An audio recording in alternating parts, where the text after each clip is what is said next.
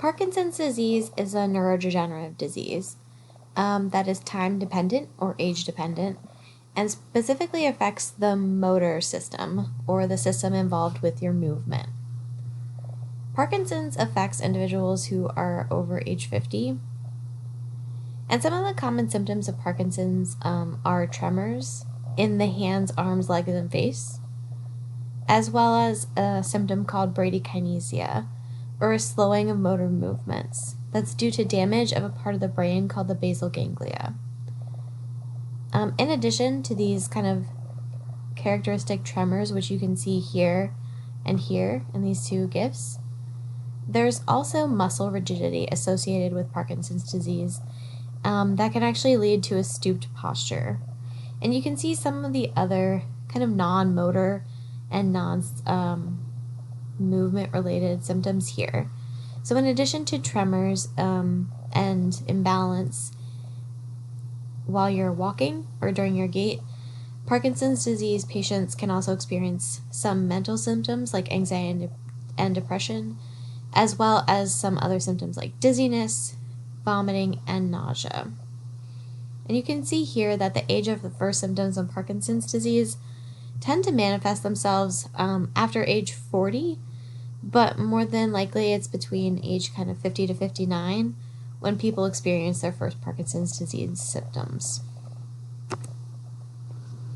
And so during the early stages of Parkinson's disease, those characteristic tremors or uncontrollable movements exist only on one side of the body or the other.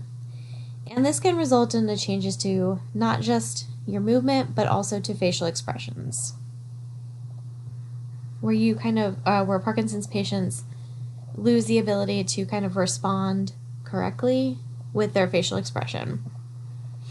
As Parkinson's disease progresses from mild to moderate, the symptoms worsen and motor function tends to decline. These tremors start to extend to the other side of your body as well. And the loss of motor function associated with these tremors and the disease can lead to additional pain.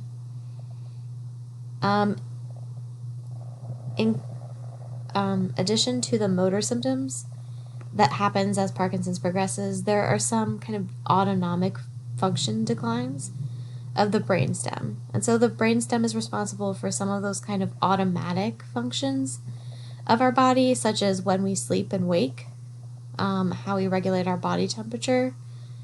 And these functions can be disrupted and decline in Parkinson's disease patients.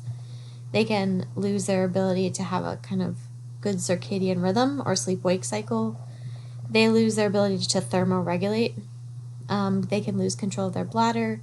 They can have other digestive issues and overproduce saliva, which can lead to drooling as one symptom.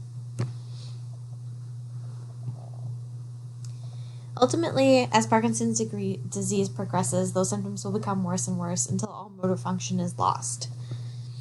And most of the symptoms related to Parkinson's disease, whether it's at the mild, moderate, or severe stages, reflect a loss of a specific type of neuron from a specific part of the brain. And so Parkinson's disease is characterized by this loss of what are called dopaminergic neurons, or neurons that synthesize dopamine, that exist in the basal ganglia of the brain, specifically in the region called the substantia nigra. You can actually see a cross-section here that shows this substantia nigra region in both Parkinson's disease patients on the left and normal unaffected individuals on the right. And the substantia nigra is actually named because it has this sort of black appearance, where nigra is Latin for black. And you can actually see that some of that blackness is lost in Parkinson's disease patients.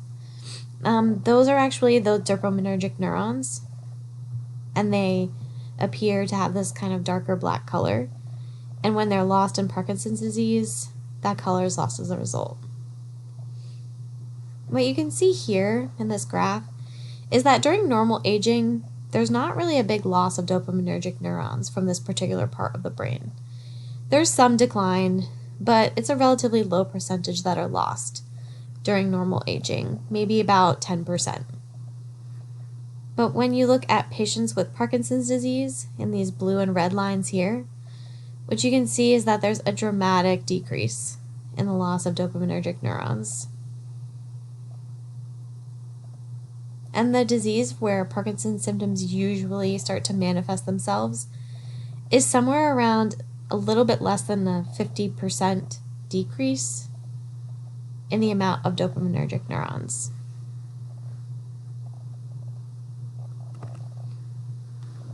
In addition to that loss of the specific type of neuron, there's some kind of pathological hallmarks of Parkinson's disease that can be observed in the brain tissue.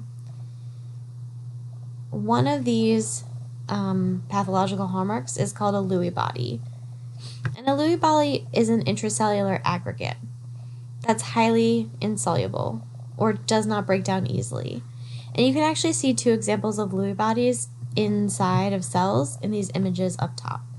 This one here is rather large and pretty obvious. And you can see how that type of giant aggregate inside the cell might be problematic for cellular function.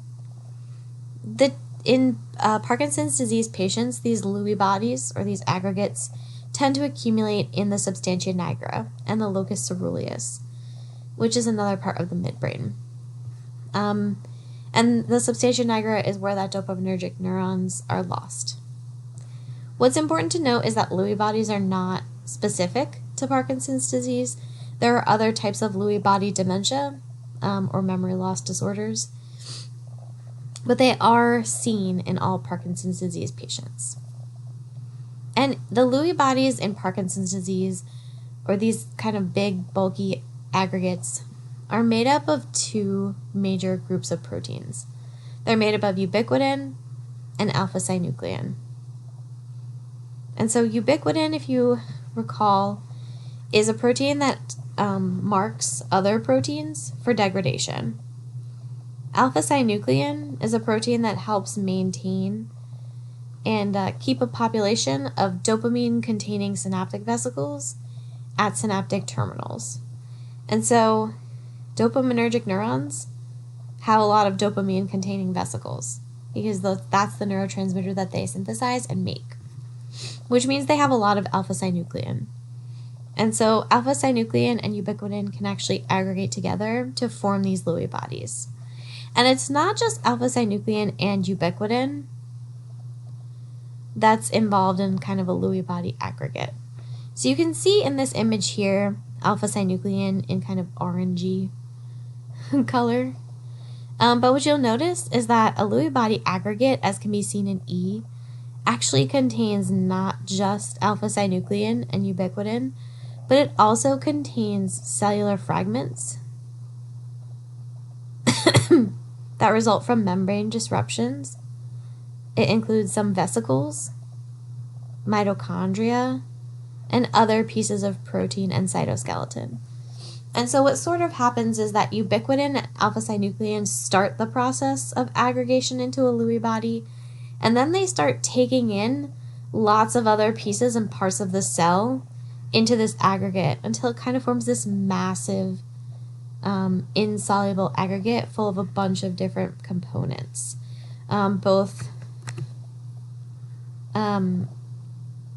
proteins and other cytoskeletal molecules and organelles.